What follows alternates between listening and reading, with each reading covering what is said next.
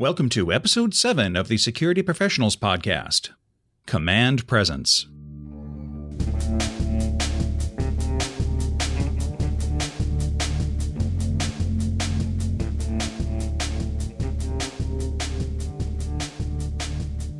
Welcome to the Security Professionals Podcast, brought to you by Security Training Center, LLC. This is your weekly source of news, tips, and education for the security specialist. I'm your host, Alex Haddix, and this is Episode 7, Command Presence. Anyone with a military background is familiar with the phrase command presence. Most folks with a law enforcement background should have had some training in it. The only pure civilians I've come across who know about it have had excellent leadership training. So that leaves about 95% of the population without an understanding of the concept.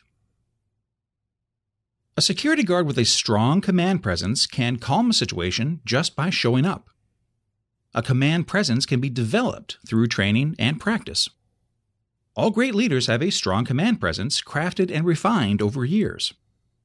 So command presence is not a single element, and it takes time to develop. It's a multifaceted package that is useful in nearly every aspect of our lives. It's a combination of body language, speech, and comportment. What I will attempt to do in this episode is break down the various pieces and explain them. Then, it's up to you to practice and incorporate them into your daily behavior. The first piece is clothing. Shakespeare wrote in Hamlet, "The clothes doth oft proclaim the man." Mark Twain wrote, "Clothes make a man. Naked people have little or no influence on society."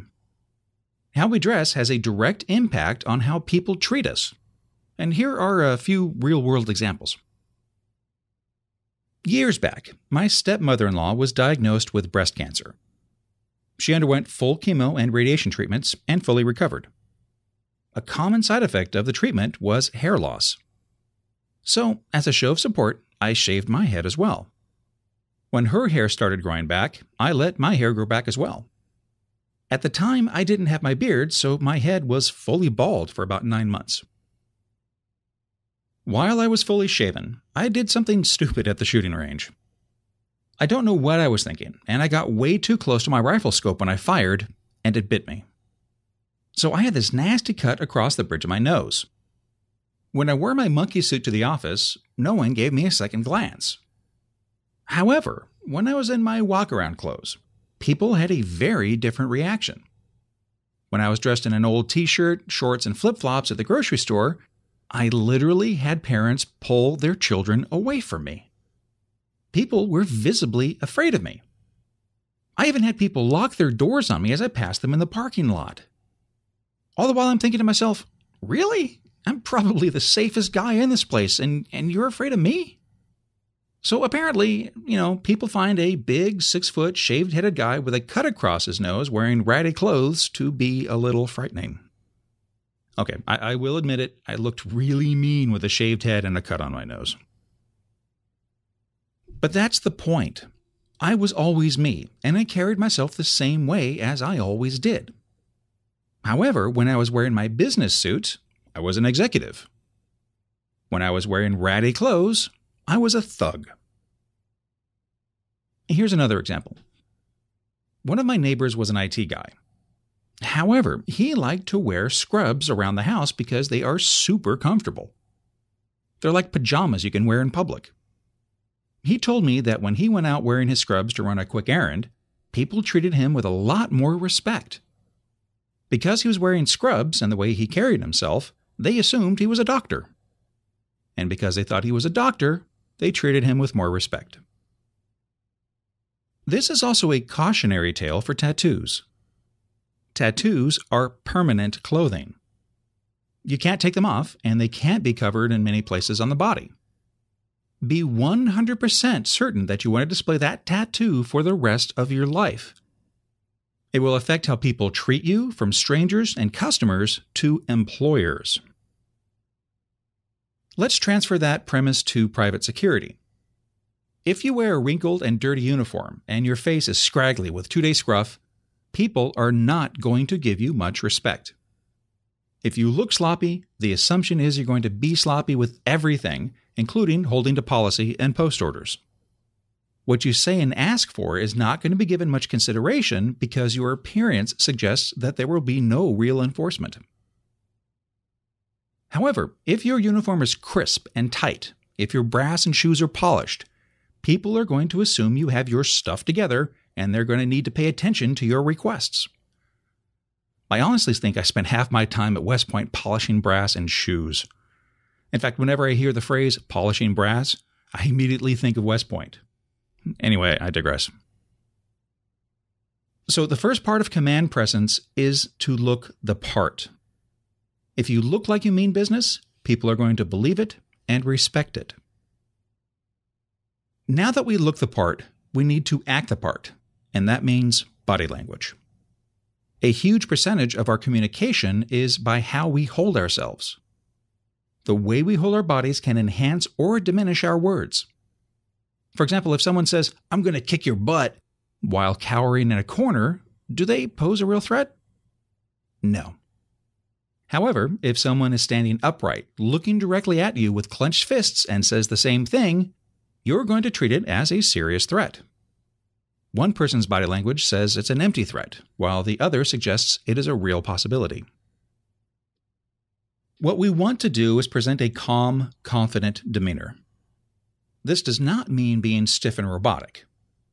What it does mean is that the actions and movements should be made with a purpose. There's no second-guessing or hesitation. There should be no hint of intimidation, threat, or posturing. We are merely comfortable in the situation, not rushed, and always calm despite the chaos going on around us. People will gravitate to that presence in times of difficulty. In an escalating conflict, a controlled, confident presence will have a calming effect. We're in control of ourselves, and therefore we're in control of the situation. Now here's a secret. We may be scared out of our freaking minds inside. We may want to quit the job and run home rather than face this conflict. We just don't show it. If they see it in our body language or on our faces, we lose control of the situation. And this takes practice. It takes time to master. And it really helps to have a mentor or someone to watch who does it well. Unfortunately, not everyone has this opportunity. One of the things that helped me the most to build this type of confidence was public speaking and teaching. In public speaking, you're literally on stage for everyone to see. You are the sole focus of attention in the room. Everyone is looking at your every move and listening to your every word.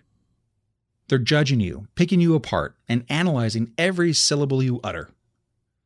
You're supposed to be the expert, and they're going to notice everything you say that's wrong. They'll correct you and humiliate you in front of everyone. Actually, it's none of that. Those are just the crazy stories we tell ourselves and what we think is going to happen. It's why public speaking is one of the top 3 greatest fears people have. It's up there with telling jokes on stage and singing on stage. In actuality, people understand how hard it is to get up there, and they admire your ability and willingness to do it. They will cut you all sorts of slack, and no one will notice the little things. My father pushed me to jump at every public speaking opportunity. He forced me to volunteer every single time. It was one of the greatest lessons he taught me. If you want to advance in business, if you want to build confidence and a command presence, start with public speaking. It will open doors because no one likes to do it, and if you do it well, the people will always pass the buck on to you. When you're on stage, people notice you. They learn your name, and that always helps with career advancement. I'll share one of my most frightening public speaking events ever. In the 1990s, I was the co-founder and product manager of the Semantic Antivirus Research Center. Check out episode 0 where I go into my bio in greater detail. As part of that job, I was the corporate spokesman. I did 10 interviews a week for magazines, newspapers, TV, and radio. I was on Good Morning America, the Discovery Channel, and even live in studio in New York on Fox News. The largest in-person audience I ever had was about 400 people in Mexico City, And the presentation was also being recorded by 3 TV stations for broadcast later. With all of that experience and exposure, the scariest presentation I ever made was to a group of about 50 people. I was speaking at an international technical conference in Brighton, England. The audience was made up entirely of my peers. These were the other international experts I respected. These were the people and the researchers that knew more than me in a lot of areas. These were the folks that could tear me apart. I had a reputation for being a good speaker, so everyone came to my workshop to hear me. I was so terrified that I gave the worst presentation of my life. I totally flubbed it. I was sweating, I stuttered, and I showed little confidence in my material. After I finished, I wanted to sprint out of the room. So what really happened? Nothing. I wasn't humiliated. I wasn't laughed out of the room. I wasn't ridiculed. The one piece of feedback I received was that I could have known my material better, but otherwise it was a fair presentation. There are 2 lessons from that story. First, no matter how bad you think it's going, it's really not that bad. You're always your own worst critic. Second, I knew that material. I had personally researched the content and I wrote the presentation. However, because I showed how nervous I was, the audience interpreted that as a lack of mastery in the subject, and it subtracted somewhat from the message I was giving. So bottom line, a confident delivery is equally important to the message itself. So here are some body language tips to help deliver your messages with confidence. These tips will work equally well with a disgruntled customer or while standing in front of a crowd. Remain relaxed. A person who appears calm and relaxed during a confrontation or crisis is regarded as being confident and in control. This is critical in presenting a command presence. Internally, the heart may be beating 1,000 times a second, and the guard may want to turn and run, but it is critical to present a calm demeanor. Stand or sit upright. Use body positioning to suggest confidence. Sit or stand upright with the shoulders back. Slouching suggests a poor personal confidence and appears weak. Be careful not to be too rigid or stiff, and this goes back to the first point of being relaxed. Do not fidget. Refrain from tapping, fidgeting, jingling, or any other unnecessary movements. These movements make the guard look nervous. Looking nervous undermines a command presence. Keep your hands out of your pockets and out of your belt. Most people don't know what to do with their hands, so they stuff them in their pockets or hook their thumbs into their belts. Placing the hands in the pockets is a poor choice for 2 reasons. First, it makes the security guard look unsure, nervous, and often forces the shoulders to slump. Now again, looking nervous undermines a command presence. Second, it is poor positioning from a personal protection standpoint. If something happens during the interaction, the hands will be needed immediately. Stuffing your hands into your pockets inhibits the reaction time, making the security guard more vulnerable. Finally, armed security guards must never, ever, ever rest their hands on holstered firearms, even absent-mindedly. Placing a hand on a holstered firearm can be interpreted as a highly aggressive or threatening action, even if it's not intended to do so. Talk with the hands. Decisive movements when talking or presenting is a confident form of communication. Proper hand movements add a visual enhancement to the communication process. In addition, it gives a non-offensive reason to keep the hands up and in front, which is a much better defensive position than having hands stuffed in your pockets or behind the back. The final aspect to a command presence is language. What you say and how you say it can convey power and confidence. So first, no cursing. Do not curse. In addition to being completely unprofessional, using expletives is a sign of frustration and demonstrates a lack of control. Always remain polite. Keep cool and do not lower oneself to the level of the disruptive person. This is a critical element for command presence. To quote the American social writer Eric Hoffer, Rudeness is a weak man's imitation of strength. The more rude and out of control the person becomes, the more kind, polite, and friendly you must become. Do not raise your voice. Raising your voice is a sign of losing control, reducing your influence over the event. If the aggressor can get you to start yelling, you relinquish control of the conversation and the direction it's headed. Always maintain an even tone, remaining calm. In some instances, and again, this is some instances, reducing your own volume can have a positive impact. First, it forces the aggressor to be quiet for a moment to hear what you have to say. Second, by forcing him to focus on you and what you have to say, it derails the tirade. Reducing volume must be done properly and at the right moment. If it's done improperly, it can be seen as a weakness rather than a strength. For example, do not whisper. Just drop the volume a bit while maintaining the same calm, confident demeanor. A subcategory of the command presence is the command voice. A command voice is speaking with power and confidence. It allows you to project your voice without stressing your lungs or vocal cords. People can hear at greater than normal conversational distances without the change or screeching that is common with yelling. This is how commanders can be heard over the sounds of battle. This is how singers, actors, and public speakers can be heard in the back of theaters. It's also called diaphragmatic voice. Here's the anatomy section. The diaphragm is a wide, flat muscle that stretches across the entire bottom of your rib cage, edge to edge. The diaphragm separates your lungs and chest cavity from your abdominal cavity and organs. Above the diaphragm are the lungs, heart, and thymus. Below the diaphragm is the stomach, intestines, pancreas, kidneys, spleen, and pretty much everything else. The lungs actually sit on and touch the diaphragm. Most people breathe with their chests.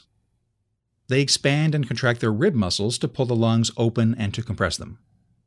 Athletes, including properly trained martial artists, professional speakers, and singers, use the diaphragm to breathe. The diaphragm is a much larger muscle and more efficient means of breathing than the ribs. It also more fully expands the lungs to allow for a deeper breath. I learned diaphragmatic breathing when I was swimming competitively. You can't do any endurance sport and breathe with just your ribs. You won't survive. You just can't get enough air in and out fast enough to keep up with any sort of pace. If you just use your ribs, you'll start to hyperventilate and pass out. Some athletes aren't even aware that they're using their diaphragms. My wife is a speech and language pathologist, and she has to teach people how to use their diaphragm to breathe. It helps overcome stuttering and just makes speaking easier. Using your diaphragm to breathe also adds power and projection to your voice when you speak. Anyone who has had to project their voice for any length of time must use the diaphragm, otherwise you'll get too tired and you'll just run out of steam. If you've ever seen someone given a speech and they start to speak quietly and hyperventilate, it's because they're not using their diaphragm. Singers use their diaphragm, otherwise they wouldn't make it past the third song.